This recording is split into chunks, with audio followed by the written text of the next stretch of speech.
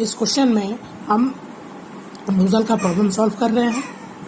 Throat area, exit area और exit velocity वाला problem. Question हमने लिया है एक नोजल में वाष्प 14 बार तथा 300 डिग्री सेल्सियस से 6 बार में प्रसारित होता है। यदि वाष्प प्रवाह दर 1 kg पर सेकेंड हो तो ज्ञात कीजिए कंठ का क्षेत्रफल, निर्गत क्षेत्रफल तथा निर्गत वेग। A nozzle expand steam from 14 bar and 300 degrees Celsius to 6 bar. If the flow rate is 1 kg per second, find the throat area, exit area and exit velocity. तो सबसे पहले नोजल कैसा होता है वो मैं आपको बताता हूँ। नोजल एक कन्वर्जिंग डाइवर्जिंग एरिया होता है जिसके बीच में एक थ्रॉट होता है।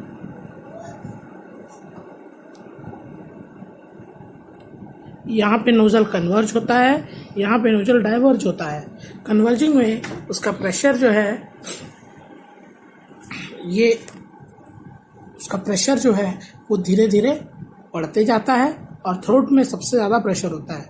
जैसे जैसे वो आगे जाता है उसका प्रेशर जो है वो धीरे धीरे कम होते जाता है। तो ये नोजल है। सबसे कम एरिया इसी थ्रोट में होता है। ये एग्जिट है। हमें इसी थ्रॉट का एरिया निकालना है, एग्जिट का एरिया निकालना है और एग्जिट की वेलोसिटी निकालनी है। तो सबसे पहले मैं इसका एचएस डायग्राम बना लेता हूँ।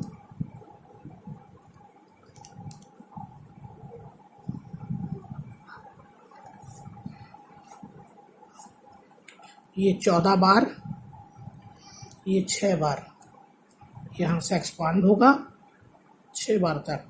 इसे हम 0.1 ले लेते हैं, इसे हम 0.3 और इसके बीच में जो थ्रॉट का एरिया होगा उसको हम 0.2 ले लेते हैं। तो हम एग्जिट वेलोसिटी निकाल सकते हैं। इसका फॉर्मूला कल ही हम लोगों ने देख लिया था, 0.3 है एग्जिट, इसीलिए C3 ये बराबर होगा 44.72 under root of H1 minus H3। H1 और H3 की वैल्यू कहाँ से निकालेंगे? H1 और H3 की वैल्यू हम निकालेंगे मोलियर डायग्राम से। मोलियर डायग्राम में देखते हैं कंडीशन क्या दिया हुआ है। 14 बार 300 डिग्री सेल्सियस, तो ये देखिए ये है आपका 15 बार, ये है आपका 12 बार। 14 बार दिया नहीं है, मतलब 14 बार 12 और 15 के बीच में होगा। और 300 डिग्री सेल्सियस, तो 15 बार को मैं ऊपर ले जाता हूँ। ये है हमारा 300 डिग्री सेल्सियस का लाइन। ये 12, ये 15, इसके बीच में ये आ गया हमारा 14 डिग्री सेल्सियस, 300 डिग्री सेल्सियस। ये हमारा 0.1। हमें पता है कि नोजल का प्रोसेस जो है वो आइसेंट्रोपिक प्रोसेस होता है। तो यहाँ से हम एक सीधा लाइन खींचेंगे जो 6 बार, ये हमारा 6 बार दिख रहा है, इस 6 बार लाइन को कट करेगा। ये आ गया हमारा 0.3। 0.1 पे हॉरिजॉन्टली आगे की ओर बढ़ाएंगे, मतलब सीधा एक्स एक्सिस में देखेंगे। तो ये आ गया हमारा H1 का मान जो 3000 प्लस 4 मतलब 3040, और ये 3 का हॉरिजॉन्टली आगे की ओर देखेंगे तो ये आ गया हमारा 2800 प्लस ये 6 लाइन मतलब 2860। हमने निकाल दिया दोनों का वैल्यू। H1 का वैल्यू आ गया 3040 किलो जूल पर केजी। H3 का वैल्यू आ गया 2860 किलो जूल पर केजी। तो C3 equal to 44.72 under root of 3040 minus 2860। Calculate कर लेंगे कैलकुलेटर के through. 44.72 under root of 3040 minus 2860। ये आ गया हमारा अप्रॉक्सीमेट 600। तो C3 इक्वल टू 600 मीटर पर सेकेंड। वेलोसिटी हमने निकाल लिया। अब वेलोसिटी निकालने के बाद हमें निकालना है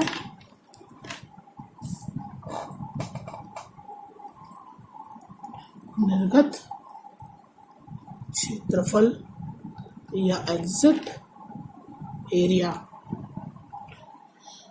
एग्जिट एरिया या निर्गत क्षेत्रफल निकालने के लिए हम क्या यूज करेंगे? इसके लिए हमको यूज करना पड़ेगा मास फ्लो रेट। तो mass flow rate, mass equal to area into velocity into volume. निर्गत जो है वो 0.3 है, इसीलिए हम इसको 333 दे देते हैं। C3 का वैल्यू हमने निकाल लिया, एरिया हमको निकालना है, मास फ्लो रेट ये 1 kg पर सेकेंड दिया हुआ है। अब हमें सिर्फ किसकी वैल्यू चाहिए? हमें चाहिए वॉल्यूम की वैल्यू। वॉल्यूम भी हमारा मोलेर डायग्राम से निकल सकता है। तो मोलेर डायग्राम में देखेंगे तो ये जो डॉटेड लाइन आपको दिख रहे हैं, यही डॉटेड लाइन जो है, ये सारे डॉटेड लाइन जो है, यही हमारा क्या है? Constant volume line. ये देखिए डॉटेड लाइन जो है वो कांस्टेंट स्पेसिफिक वॉल्यूम लाइन। तो हमारा 0.3 कौन सा है? ये हमारा 0.3 है, जो किस किस पॉइंट के बीच में है? ये 0.5 और 0.2 के बीच में है। इक्वली इसको हम डिवाइड करेंगे, ये 0.2 लाइन है, ये 0.5 लाइन है, ये हमारा 0.3 है। तो 0.2 से जब हम इक्वली डिवाइड करते आ जाएंगे तो ये छठवां लाइन दिखेगा हमको। 1 2 3 4 5 6 7 8 9 10, तो ये छठवां लाइन है, उसी हिसाब से हम डिवाइड कर लेंगे। तो ये वैल्यू आ गया हमारा V3 का 0.38 मीटर क्यूब पर केजी। ये अप्रॉक्सीमेट मान है, थोड़ा बहुत ऊपर नीचे हो सकता है, आप अपने अप्रॉक्सीमेशन से ही इस वैल्यू को निकालेंगे। मास 1 kg दिया हुआ है, एरिया हमको निकालना है, वेलोसिटी 600 हमको पता है, 0.38। तो area A3 equal to calculate कर लेते हैं। ये आ गया वैल्यू 0.38 डिवाइडेड बाई 600। तो ये देखिए वैल्यू आ गया 6.33 इंटू 10 का पावर -4 मीटर स्क्वायर। और यदि मैं सेंटीमीटर में लिखूं तो 6.33 सेंटीमीटर स्क्वायर। अब हमें किसका निकालना है वैल्यू? Throat area.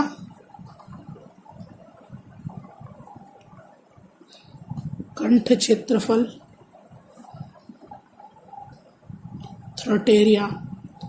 अब थ्रॉट एरिया को निकालने के लिए सबसे पहले हमें थ्रॉट का प्रेशर निकालना पड़ेगा। तो थ्रॉट का प्रेशर निकालने के लिए या सबसे पहले मुझे थ्रॉट प्रेशर के लिए फॉर्मूला लिखना पड़ेगा। तो 0.2 थ्रॉट के लिए हमने 0.2 लिया था। तो P2 बराबर फॉर्मूला है 2/n+1 n/n-1 इंटू P1। ये फॉर्मूला आप याद रखेंगे। और ये पूरा का पूरा अतितप्त है, तो इसीलिए अतितप्त के लिए या सुपरहीट के लिए n की वैल्यू 1.3 रख देंगे।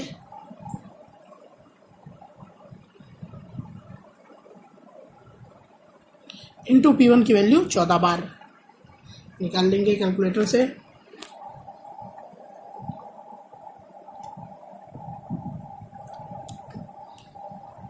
Two plus 1.3 2 divided by 1.3 plus 1, उसके पावर में 1.3 डिवाइडेड बाई 1.3 माइनस 1 इंटू 14। यह आ गया हमारा वैल्यू। तो P2 का मान आ गया 7.64 बार। अब P2 को हम उसी मोलेर डायग्राम में प्लॉट कर लेते हैं। 7.64।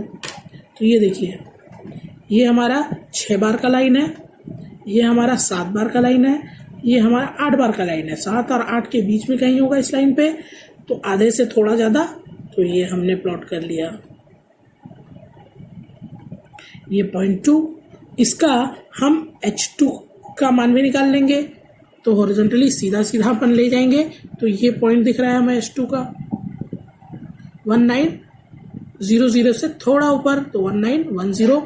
और इसके लिए हम H2 की वैल्यू भी निकाल सकते हैं, सॉरी V2 की वैल्यू भी निकाल सकते हैं। वैसे ही हमने डिवाइड किया था। तो ये यहाँ से हमारा चौथे लाइन पे आ रहा था। डिवाइड जब हमने किया तो ये चौथे लाइन पे आ रहा था। तो 0.2 और 0.5 के बीच में इसको हमने जब डिवाइड किया 10 भागों में तो ये चौथे भाग में था, मतलब 0.2 प्लस चौथा भाग इसका, तो V3 का वैल्यू आ गया हमारा, सॉरी V2 का वैल्यू आ गया 0.32 मीटर क्यूब पर केजी, और H2 का मान हमने निकाला 2910 किलो जूल पर केजी। मोलर डायग्राम में आप अप्रोक्सीमेशन से ही सारा वैल्यू निकालेंगे, एग्जैक्ट वैल्यू की उतनी ज़रूरत हमें नहीं होती है मोलर डायग्राम के थ्रू जब हम बनाते हैं, या हम निकाल भी नहीं सकते। तो अब करंट एरिया निकालने के लिए formula mass flow rate equal to A2 C2 V2। V2 की वैल्यू है हमारे पास, ये हमने निकाल लिया। मास फ्लो रेट भी हमारे पास है, मतलब हमें C2 की वैल्यू निकालनी है। तो C2 फॉर्मूला हमें पता है 44.72 under root of H1 minus H2। H1 की वैल्यू पता है हमें 3040, ये हमने निकाल लिया था H1 की वैल्यू, और H2 की वैल्यू अभी हमने निकाला 2910। कैलकुलेट कर लेते हैं, 44.72 अंडर रूट ऑफ 3040 माइनस 2910, ये आ गया 509.88। तो C2 की वैल्यू 509.88 मीटर पर सेकेंड। अब यहाँ से हम A2 की वैल्यू निकालेंगे। A2 की वैल्यू के लिए मास फ्लो रेट हमें पता है, A2 C2 V2, मास फ्लो रेट है 1, एरिया हमें निकालना है, वेलोसिटी 509.88 डिवाइडेड बाई वॉल्यूम कितना है, वॉल्यूम हमने निकाला है 0.32। कैलकुलेट कर लेते हैं, 0.32 डिवाइडेड बाई 509.88, ये देखिए वैल्यू आ गया। तो A2 बराबर आ गया 6.275 इंटू 10 का पावर -4 मीटर स्क्वायर, और यदि मैं उसको सेंटीमीटर में लिखूँ तो ये आ गया 6.275 सेंटीमीटर स्क्वायर। कुछ भी यदि डाउट होगा आपको तो आप पूछ सकते हैं। Thank you.